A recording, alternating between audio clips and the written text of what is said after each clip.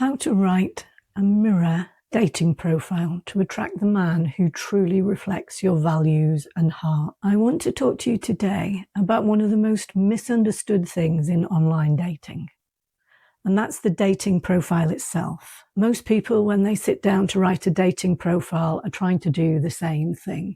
They try to appeal to as many people as possible. They put their best selves forward, try not to be too niche, not to be too specific. They try and keep it light, sort of broadly likable. And I understand that impulse entirely. The received wisdom is to attract as many people as possible. It's a numbers game. It feels like a sensible strategy. But here is a real problem.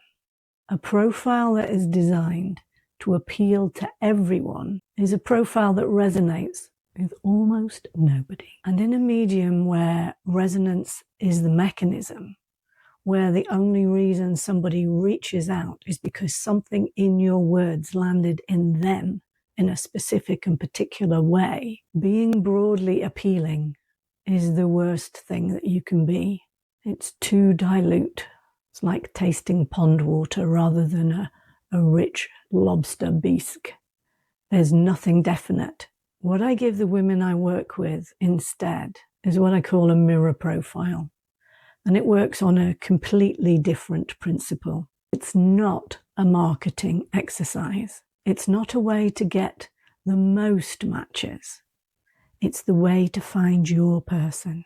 You need to write something so genuinely and specifically yourself that the right person reads it and thinks, wow, that's like me. She sounds interesting.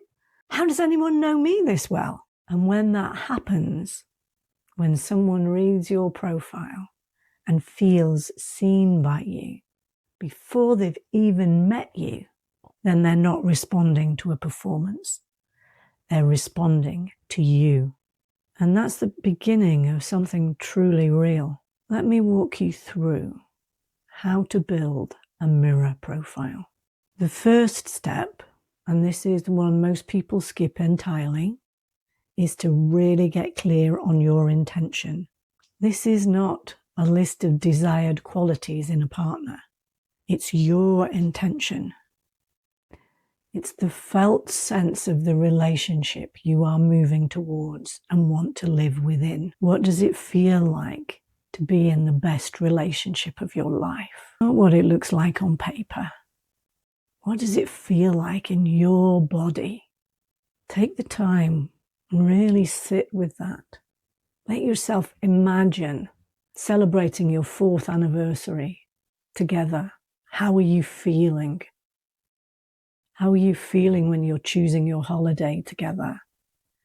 How are you feeling when you're cooking dinner together? Really go inside and feel that. And do that all before you write a single word of your profile. This intention, this vision of love is your North Star. Every decision in dating, what you write, who you choose to respond to, how you assess who you find, will be guided by that light. This is something I take every woman I work with through at the beginning of Calling in the One and individual coaching, because you're dating without a compass if you don't do that. You can just hit and hope, sail and arrive in South Africa, sail and arrive in New York City, sail and arrive in China. If you really know that where you're headed is the Azores, that's where you want to be headed, and that's where your compass will point. The second step is what I call the facets of your soul. This is where a lot of profiles go wrong. People write about their hobbies. I enjoy traveling, cooking, walking the dog, spending time with friends. And those things are all real, but they're not the mirror of who you truly are. They're what you like to do and what gives you pleasure. They're not the real heart-moving things. The mirror is your interior life. That particular quality of who you are beneath the hobbies. The facets of your soul could include things like how ambitious you are and in what direction. Are you a risk taker or a nester? What does emotional intimacy mean to you? Are you someone who processes out loud, or who needs to go quiet to think? Do you live to work or work to live? What are your values? Not the abstract ones, but the specific ones that actually guide how you live. What does love look like and feel like to you at its very best? Be very specific. These aren't superficial questions, and they require you to really know yourself.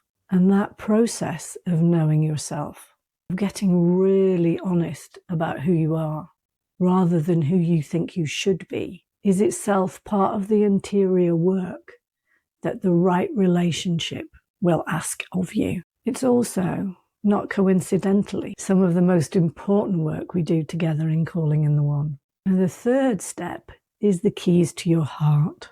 This is the detail I find so powerful in a profile, and the one again that's often missing.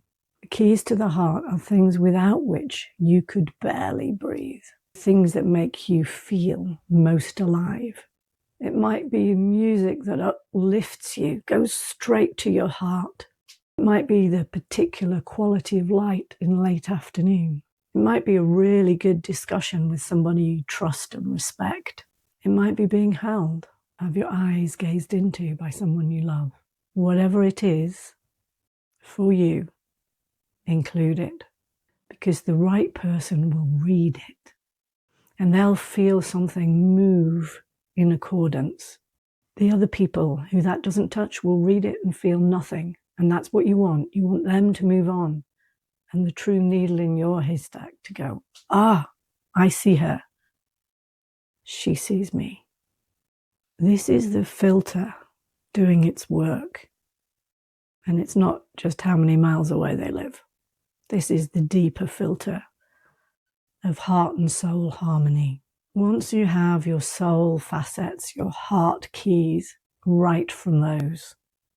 Not as a list, in your own voice, as sentences, as an invitation.